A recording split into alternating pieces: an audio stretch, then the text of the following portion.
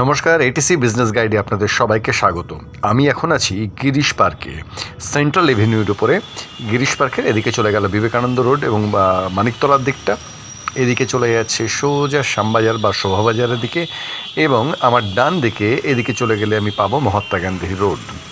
তবে আমি এখন যাব শোভাবাজারের দিকে কিছুটা এগিয়ে, অর্থাৎ গিরিশ পার্ক মেট্রো যে স্টেশন আছে সেই মেট্রো স্টেশন সামনে দেখতে পাচ্ছেন, এটা ছাড়িয়ে আমি আর একটু এগিয়ে যাব। মেট্রো স্টেশন ছাড়িয়ে আপনারা দেখতে পাবেন নিরঞ্জন আগার, বিখ্যাত একটা রেস্টুরেন্ট যেখানে ফাউল কাটলেট খুব ভালো পাওয়া যায়। সেখান থেকে এগিয়ে এলে দেখবেন এরকমভাবে প্রচুর পরিমাণে মূর্তি তৈরি হচ্ছে, বিভিন্ন রকমের ডিজাইন তৈরি হচ্ছে, বা নানা রকমের নকশা বা বিভিন্ন রকমের স্ট্যাচু এবং কারুকার্য বিভিন্ন রকমের তৈরি হচ্ছে, মূলত বাঁশের তৈরি সবগুলোই। এখানে যেমন দেখতে পাচ্ছেন মিশরের স্ফিংস দানবীর একটা মূর্তি তৈরি হচ্ছে। আপনারা পুজোর আগে গেলেই কালী পুজো, দুর্গা পুজো বা অন্যান্য সমস্ত সময়ে কিন্তু কম বেশি এখানে কারিগররা কাজ করছেন। এবং কারিগর বললে ভুল হবে, এনাদেরকে অ্যাকচুয়ালি শিল্পী বলা উচিত, কারণ ওনারা সবাই এক একজন দারুণভাবে দারুণ শিল্পী। এটার একটা প্রসেস আছে, তো চলুন আমরা আরও একটু ভিতরে ঢুকে দেখবো।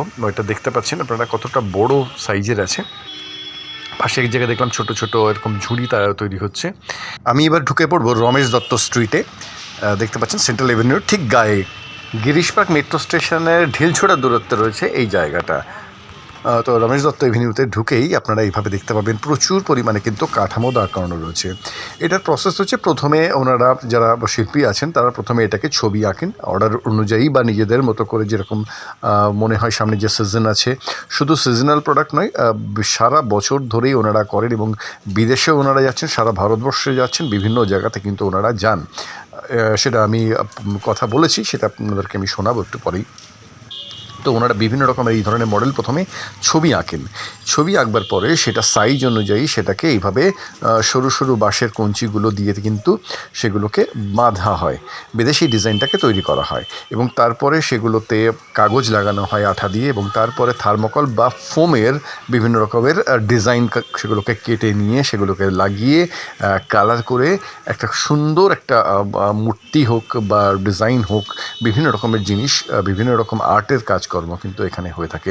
এখানে এখন যে কাজকর্মগুলো যা দেখতে পাচ্ছেন, যে সমস্ত ডিজাইন, এগুলো প্রায় সবই ইভেন্টের কাজের। বিভিন্ন রকম ইভেন্ট আছে, কোথাও কোনো প্রোগ্রাম আছে, কোনো অনুষ্ঠান আছে, সেই সমস্ত ইভেন্টের কাজেরই মূলত কাজকর্ম চলছে। সরস্বতী পুজোর যে সমস্ত প্যান্ডেল আমাকে যা বললেন বাড়ির ছাদে তৈরি হচ্ছে, কেননা এখানে একটা বড় হাট হয়, সেই জন্য বাড়ির ছাদে নিজেদের সেখানে সেগুলো রাখা আছে।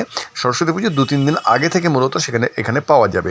যদি সরস্বতী পুজোর বিক্রিটা কম হয় সেই জন্য ওনারা কম পরিমাণে বানান। বিশেষত কালী পুজো এবং দুর্গা পুজোয় প্রচুর পরিমাণে কাজকর্ম হয়।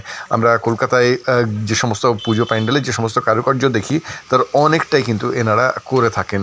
এবার মজার ব্যাপার হচ্ছে, এনারা শহরে বসে এরকম সেন্ট্রাল এভিনিউর মতো একটা জায়গায় বসে কিন্তু এনারা এই কাজকর্মগুলো করছেন, কিন্তু গ্রামে যারা আমাদের কাছে এই জিনিসগুলো খুব সহজে অ্যাভেলেবেল, আমাদের কাছে সহজে এই কঞ্চি বাঁশ বা যা কিছু আছে সেগুলো অ্যাভেলেবেল জায়গা আছে, শিল্পী আছেন, তারা কিন্তু আমরা চেষ্টা করি না। এটা একটা মজার ব্যাপার। তো চলুন দেখি আরও কী হচ্ছে। দেখুন এখানে কি সুন্দরভাবে উনি রং করছেন, দারুণভাবে কিন্তু এগুলোকে শেপ দেওয়া হয় এবং কলকাতার বিভিন্ন জায়গায় কিন্তু এগুলো দেখা যায়। এই যে মডেল যেগুলো আছে, দেখুন এখানে একজন শিল্পী কীভাবে আঁকছেন, যেটা তৈরি করা হবে সেটা কিন্তু উনি আগে ভালো করে এঁকে নিচ্ছেন এবং তার সাইজ টাইজগুলো সমস্ত কিছু নির্ধারিত হওয়ার পরে কিন্তু পরের প্রসেসে যাবেন। ঠিক আছে, দেখুন তা এভাবে কিন্তু বিভিন্ন রকমের, এটা যেমন একটা যেহেতু রাম মন্দির উদ্বোধন হয়েছে সেই জন্যে রাম মন্দিরের অনেকগুলো কাঠামো আছে, কোথাও কীর্তন হবে বা কিছু হবে। আমরা ফুচকার যে সমস্ত স্টল দেখি, যারা ফুচকা নিয়ে বসেন, ঝুড়ি মতো আছে, সেগুলো কিন্তু এখানে তৈরি করা হয়। এখানে আমি এক জায়গায় চলে এসেছি। দেখুন এখানে শোলাগুলো কাটা হচ্ছে, এগুলো ফোম দিয়েও কিন্তু কেটে এই ত্রিশূল টাইপের তৈরি করা হয়। শুধু ত্রিশূল নয়, বিভিন্ন, সেটা এমন কোনো নয় যে শুধু হিন্দুদের জিনিসই তৈরি হচ্ছে, মুসলিমদেরও কিন্তু, মানে যে কোনো অনুষ্ঠানেরই হোক, সেটা বিয়ের অনুষ্ঠানও হোক বা অন্য কোনো রাজনৈতিক অনুষ্ঠানই হোক, সেই সমস্ত জায়গার যে সমস্ত কারুকার্য বা মডেল লাগে সবই কিন্তু এখান থেকে সাপ্লাই হয়। এবং আগেও যেমন বললাম, ওনারা কিন্তু দেশের সর্বত্র যান এবং বিদেশেও গিয়ে কিন্তু এই কাজগুলো করে আসেন, সেটা আমেরিকা হোক, ইংল্যান্ড হোক বা দুবাই হোক, বিভিন্ন প্রান্তে চলে যান ওনারা। আমি এখানে এমন একজনকে পেয়েছি যিনি গত বছর সিংহী পার্কের পুজোর যে থিম সেটা কিন্তু করেছিলেন। আপনাদের এখানে তো আগে আরো অনেক থাকতো, এখন কম কেন দেখছি? আচ্ছা,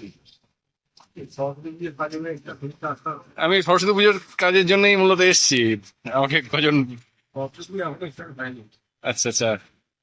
হচ্ছে আর বেশি না, 2-3 দিন পরে আসবে, বেরোজগাড়া ভরে যাবে। এগুলো আপনারা কত দূর পর্যন্ত পাঠান? মানে তাও মোটামুটি একটু বলুন। লন্ডন, আমেরিকা, দুবাই সব জায়গায় মাঝে সব জায়গায় যাচ্ছে। লন্ডন থেকে ঘুরে এসেছি। ওখানে গিয়ে কাজ করে এসেছেন? 3 মাস ছিলাম আমি। মানে এখান থেকে কিন্তু নিয়ে যাওয়া সম্ভব হয় না, ওই জন্য ওখানে গিয়ে মানে যেভাবে প্রতিমাগুলোকে বানানো হয় ওখানে গিয়ে সেরকম প্ল্যান। আচ্ছা অনেক পরে যাচ্ছি, আগে আমাদের এখান থেকে হাতের কাজ আছে। ঠিক। 1985-এ আমরা প্রথম লন্ডনে যাই, এখান থেকে হাতের কাজ করছি। আচ্ছা তারপর আমেরিকা, তারপর দুবাই। আচ্ছা। এখানে এই যে কাজগুলো হচ্ছে এগুলো আপনার না কার, মানে অ্যাকচুয়ালি কার কাজ যেগুলো? দেখুন এই না এখানে ভাগ ভাগ রয়েছে কাজটা? ধরুন আপনি আমার কাছে এলেন, একটা কন্ট্রাক্ট দিলেন, আচ্ছা আমি কন্ট্রাক্ট নিলাম, কাজটা আমার হচ্ছে। আচ্ছা স্যার। ফের আরেকজন যে আপনি ওটা জায়গায় যে ও কন্ট্রাক্ট, ওর কাজ হচ্ছে। আচ্ছা আমরা জানি কাজ হবে, সবাই মিলে কাজটা করি। আচ্ছা ঠিক আছে, আমরা একটু যে মালিক সব, আমার কাজ হলো আমি মালিক, ওর কাজ হলো ও মালিক। আচ্ছা আচ্ছা বুঝতে পেরেছি, সবাই মিলেমিশে কাজটা হয় তাহলে ব্যাপার। খুব আর্জেন্ট কাজ এসে গেছে, না, আমার কাজ হবে। করতে বললো করে দিলাম। এই যে সরস্বতী পুজো প্যান্ডেল ফ্যান্ডেল যেগুলো করেন আপনারা, সেগুলো মোটামুটি কিরকম খরচের, মানে কিরকম দাম পড়ে ওই যে প্যান্ডেল গুলো? সরস্বতী পুজো অ্যাকচুয়ালি বেশি বাইরের পুজো না। হ্যাঁ। পুজোতে বাইরের পুজো হয়। হ্যাঁ কালী পুজো তো আমি দেখি বড় বড় যেগুলো হয় সেগুলো হয়। সরস্বতী পুজো তো হয় বড় বড় বড় সেট, কম না। হুম হুম। সেক্ষেত্রে স্কুলের বা ঘরের ছেলেমেয়েরা পুজো করে, কম বাজেটে। হ্যাঁ হ্যাঁ। মানে ধরুন আমরা কাজ করে আমাদের এবার খরচা করতে নেই, কিন্তু ওই নেশা একটা করতে হয়, করি।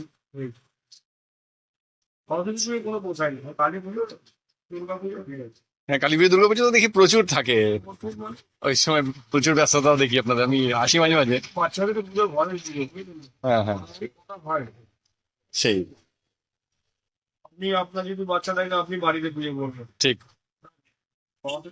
বাজেট পাওয়া গেলে তবে আমাদের নাই সব করতে হয়, করুন। তো মোটামুটি যেগুলো করেন যদি প্যান্ডেল ফ্যান্ডেল মানে কিনতে আসে, তো কত মোটামুটি কিরকম তাও একটা আন্দাজ? জিনিসের উপরে দাম হয়। আচ্ছা। বুঝলেন, বেশিরভাগ আমাদের এখানে সরস্বতী পুজোর সময় সিংহাসন লাগে, হাঁসটা বেশি লাগে। হ্যাঁ হাঁসটা প্রচুর লাগে। ঠিক আছে, হাঁসটা প্রচুর লাগে, হাঁস নিতে গেলে ধরুন 2000-2500 টাকা। 2000-2500 টাকা। আচ্ছা বড় বড় হাঁস যেগুলো। তা এখন তো ধরুন এই থার্মোকলের বা এই ধরনের কাজ বেশি হয়। আগে তো দেখতাম শুধুমাত্র ওই যে বাঁশের চটা যেগুলো, ওইগুলো আপনারা বড় বড় প্যান্ডেল বানাতেন কালী পুজোতে বিশেষ করে। ব্যাপারটা হচ্ছে শুনুন, এখন আরো বেশি। থার্মোকলটা ছিল না প্রথম যখন, হ্যাঁ হ্যাঁ থার্মোকলটা ছিল না, হ্যাঁ। তখন ছিল শুধু বাঁশের উপর, শুধু বাঁশের উপর ছিল। ওগুলা দিয়ে কাজ হতো। ঠিক আছে, থার্মোকলটা আসার পরে থার্মোকলটা পুজো হয়ে গেছে, তারপর থার্মোকল এখন শেষ হয়ে গেছে, থার্মোকল আর চলছে না। ঠিক আছে, তো এখন আবার নতুন কি এসছে? নতুন ফোম চলে এসছে এখন। ফোমটা চলে এসছে। ঠিক আছে, তবে ফোম আমাদের এখানে খুব একটা এখনো কিছু ব্যবহার হয়নি। আপনার এখনো থার্মোকলই চলছে? আমাদের বাইরে প্রচন্ড ফোমে লাগে। মানে আপনারা যখন ওখানে গিয়ে করেন তখন ফোমের কাজ করেন? থার্মোকল সব জায়গায়, কিন্তু ফোমটাই বেশি ব্যবহার হয়। যেন থার্মোকলটা এইভাবে পড়ে গেলে ভেঙে যাওয়ার ভয় আছে, হুম। উল্টে ভাঙার ভয় নেই। হুম। ফোমটা একটাই শুধু দরবার কাজ করে যাবে। আচ্ছা থার্মোকলটা একবারের পরে একবারে হবে না। আচ্ছা। ওইগুলোতে বিয়ে বাড়ি টাড়ি যে অনুষ্ঠান বাড়ি যেগুলো হয় সেগুলো দেখি ফোমটাই ইউজ হচ্ছে বেশিরভাগ। বাড়িতে বেশি ইয়ে হয়, দুর্গা পুজো তো হয় না। এই থার্মোকলটা, তাও থার্মোকলটা এখন সরকারটাই বন্ধ করে দিয়েছে। হ্যাঁ থার্মোকলটা তো অ্যাকচুয়ালি মানে এনভায়রনমেন্টের জন্য ভালো না বলেই বন্ধ হয়ে যাচ্ছে। তাও কিন্তু যারা গরিব কমিটি, তারা কি করবে? তারা থার্মোকলটাই ব্যবহার করতে হবে। সেই কেন তারা প্রাইভেট মধ্যে যাচ্ছে না, ঠিক তাদের প্রাইভেট মধ্যে পুজো হয়, তারা যায়, তারা থার্মোকলটা ব্যবহার করে না। ঠিক যারা প্রাইভেট মধ্যে যায় না, তারা থার্মোকলটা ব্যবহার করে। প্রত্যেকে বহু বেশ ভালো আইটেমের পয়সা, একদম। আমার কাছে এই আইটেমের পয়সা যেমন বাজেট হবে সেই হিসাবে এই কাজটা হবে। আচ্ছা আচ্ছা, আপনার সাথে অনেক করে কথা বললাম, আপনার নামটা একটু বলুন আমাকে। বিল্টু ধারা। আচ্ছা আপনি মানে যদি এখানে কেউ যোগাযোগ করেন আপনার একটু ফোন নাম্বারটা বলুন। আমার ফোন নম্বর, দুটো নম্বর আছে। আর যেটাতে আপনার হোয়াটসঅ্যাপ মানে ধরুন হোয়াটসঅ্যাপ নম্বর হচ্ছে 9830227826।